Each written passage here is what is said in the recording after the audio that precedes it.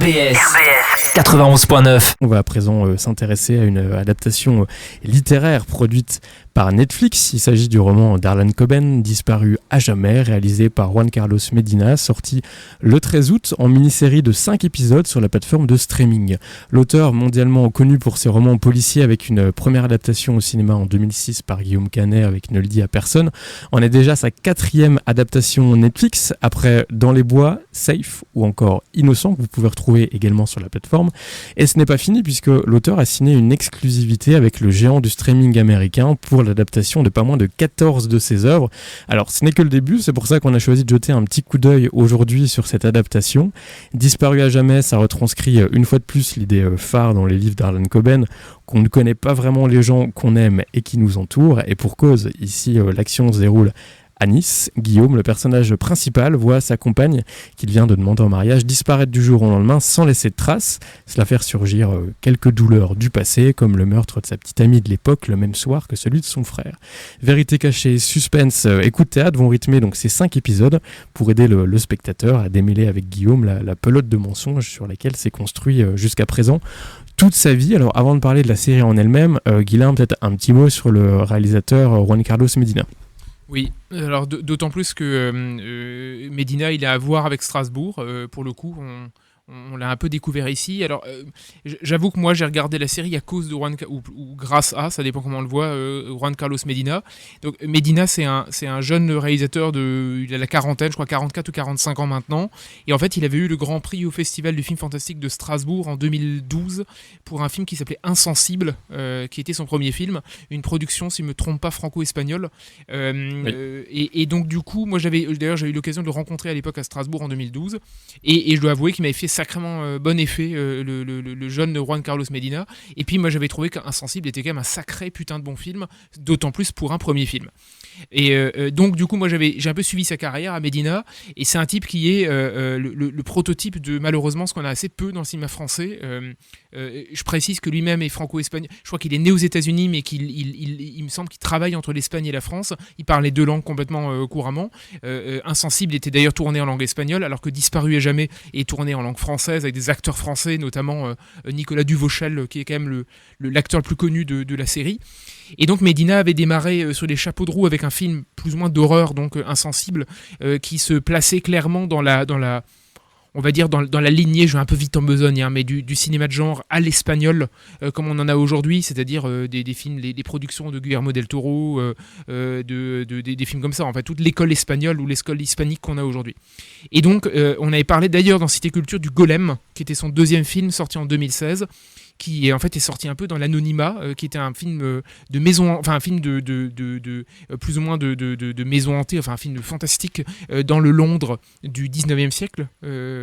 Donc c'était une belle production, un beau film, mais passé un peu en catimini et un peu plus faible à mon sens que Insensible.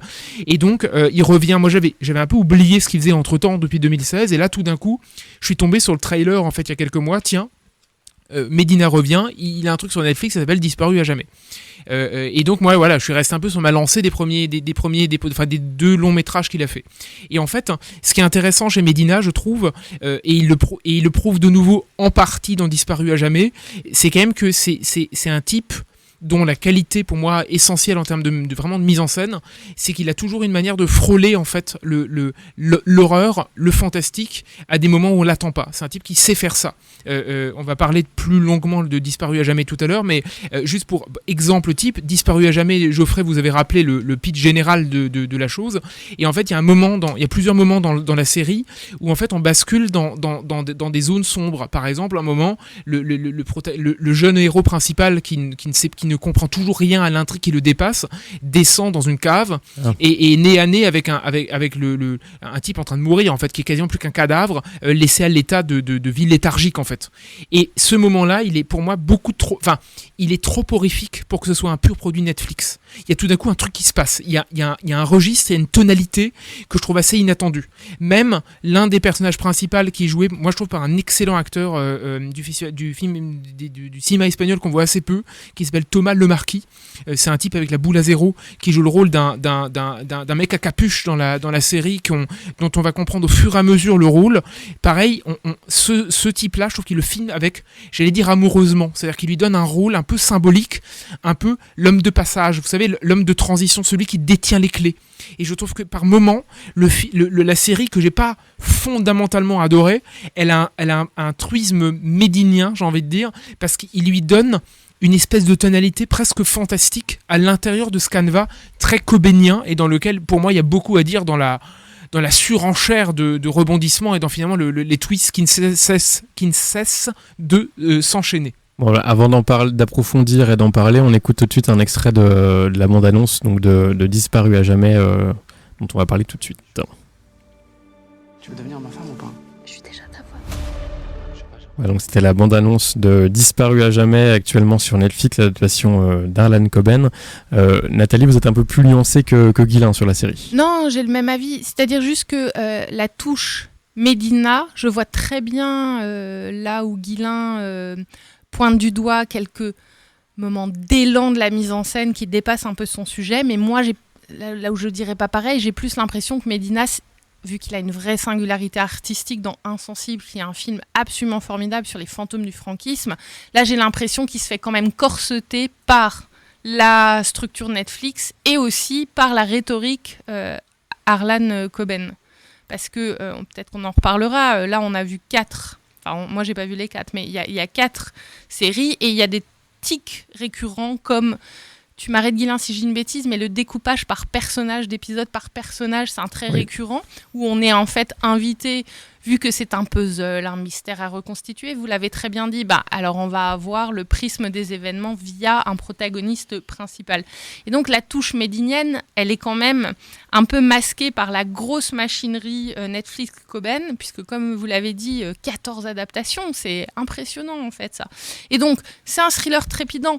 J'ai passé un bon moment, j'ai pas voulu arrêter en cours de route, mais à un moment, c'est paresseux parce que trop automatique, trop artificiel, il n'y a pas tellement d'originalité. On passe un bon moment, hein.